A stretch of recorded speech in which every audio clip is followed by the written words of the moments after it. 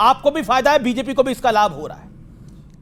कांग्रेस ये कह रही है, राजद ये कह रही है कि फिक्स्ड मैच है आपका और बीजेपी का। ये देखिए अमित जी, हिमाचल में आपका उदय कराने के लिए ये खेल खेला जा रहा है पूरा। नहीं, आपने सही कहा, कांग्रेस कह रही है। राजनीति में मतभेद होता है, बदलाव होते हैं। कभी पप्पू यादव जी के साथ भी हमारा एक सफ़र रहा है राजनीतिक तौर पर, मैं उसको भूलता नहीं।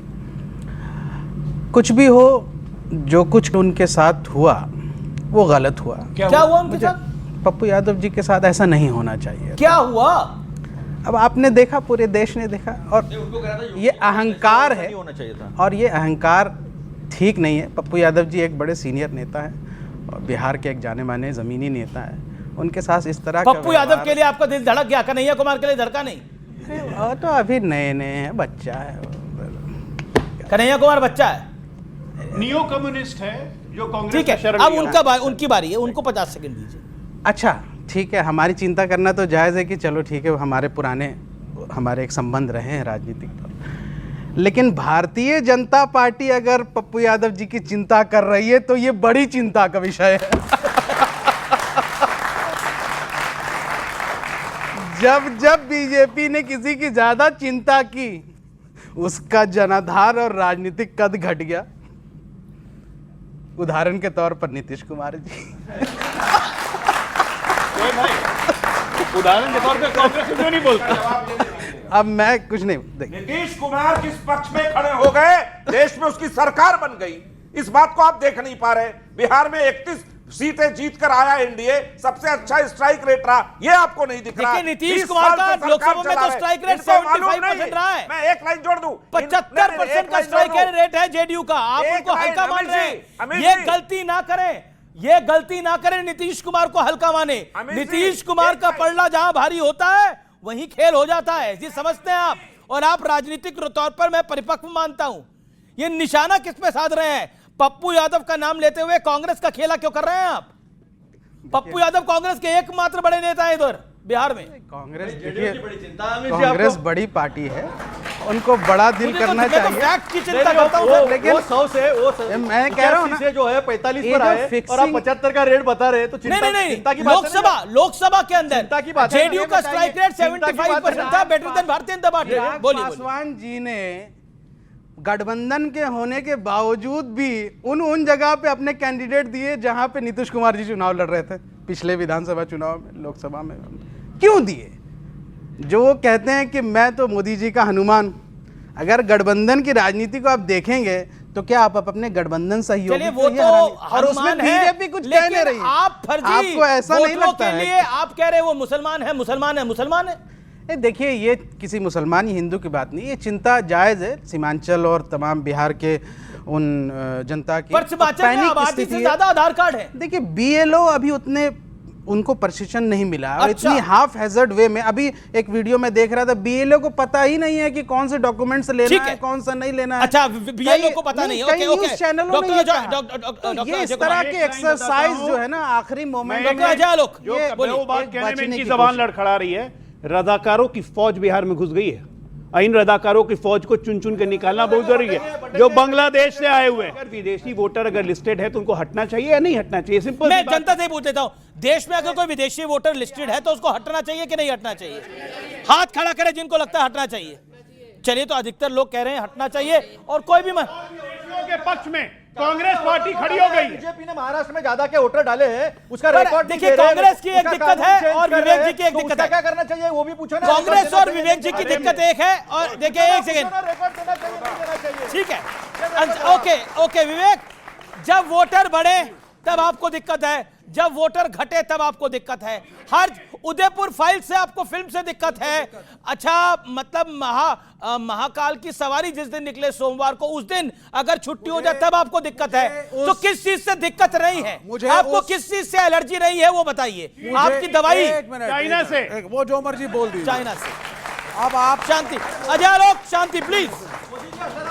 सुनिए ओके मुझे उस हर चीज से दिक्कत है जो देश के सेकुलर कॉन्स्टिट्यूशन के खिलाफ है। अच्छा, ये बड़ा क्लियर लिखा है संविधान के अंदर कि सरकार, the state can not take the side of one religion.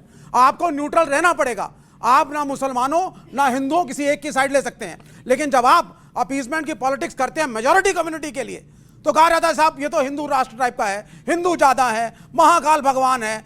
लेकिन स्टेट तो महाकाल भगवान नहीं है क्या? State can not take side.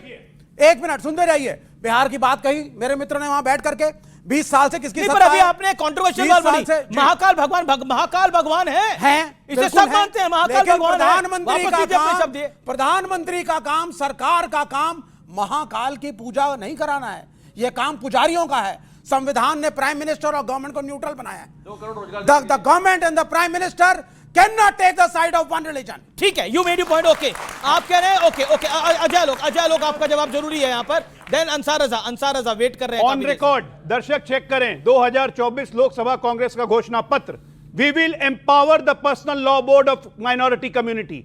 हम माइनॉरिटी कम्युनिटी को रिजर्वेशन देंगे। क्या ये सरकार का काम होता है? क्या ये पार्टी का काम होता है? बकवास करते हैं ये लोग।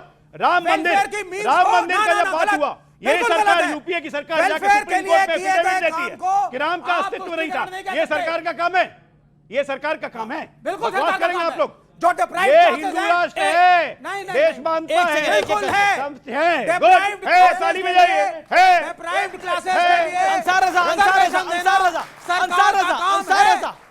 एक किसी शायर का बड़ा अच्छा शेर है कि जिस कसौटी पे मुझे आप परखते हैं जनाब, क्या नतीजा हो अगर आपको परखा जाए। आपने कांग्रेस, बीजेपी, उद्धव ठाकरे, फलाना ठिकाना सबका बोल दिया। विवेक जी भी सुन तो लीजिए। अब मसला यह है कि अभी डॉक्टर अजय आलोक साहब चूंकि बीजेपी में आ गए हैं, अब पहले जेडीयू में थे तो बीजेपी को गाली देते थे, अब आ गए हैं तो कांग्रेस को गाली दे रहे हैं। अब आदमी को विचारधारा बचा के रखना चाहिए, पता नहीं कब कहाँ जाना पड़े। तो इतना ज़्यादा मेरे ख्याल से ओवर नहीं बनना चाहिए। तो सर एक आपके लिए क्या है? सर मुझे पता है सर, आप जब मेरे लिए राष्ट्र सर जब आप बीजेपी में था चाहे जेडीयू में हूं, आपके लिए क्या है? अच्छा, इस्लाम प्रथम या राष्ट्र प्रथम? मुझे 50 मिनट तो सर दीजिए, 50 सेकंड दीजिए। आप विचारधारा की बात कर रहे हैं। अभी आपने एक बात कही कि कांग्रेस, मैंने बहुत बातें कही हैं।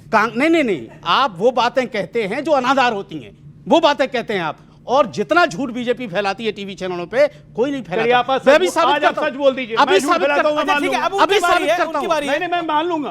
अभी बता दीजिए, मेरे लिए राष्ट्र प्रथम है। आप लिख के देके जाएंगे। प्रथम की आपने झूठ बोला, आप लिख के देके राष्ट्र प्रथम। सुनिए क्या बात कह रहे हैं, लिख के देखे। यस, अभी इन्होंने कहा कि कांग्रेस ने अपने मैनिफेस्टो में माइनॉरिटी की और मुसलमानों की बात की, मुस्लिम पर्सनल लॉ बोर्ड की। ये बोला ना इन्होंने।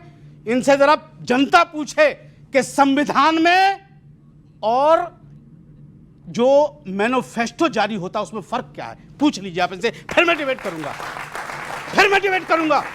संविधान में और मैनिफेस्टो में फर्क क्या है, बताइए आप अजय आलोक जी। क्या फर्क है? संविधान और मैनिफेस्टो में यही फर्क है कि जो संविधान में नहीं होता, अगर आप हम मैनिफेस्टो में लिख रहे हैं और हम सत्ता में आएंगे तो संविधान को परिवर्तन कर देंगे। आप 90 बार किया परिवर्तन।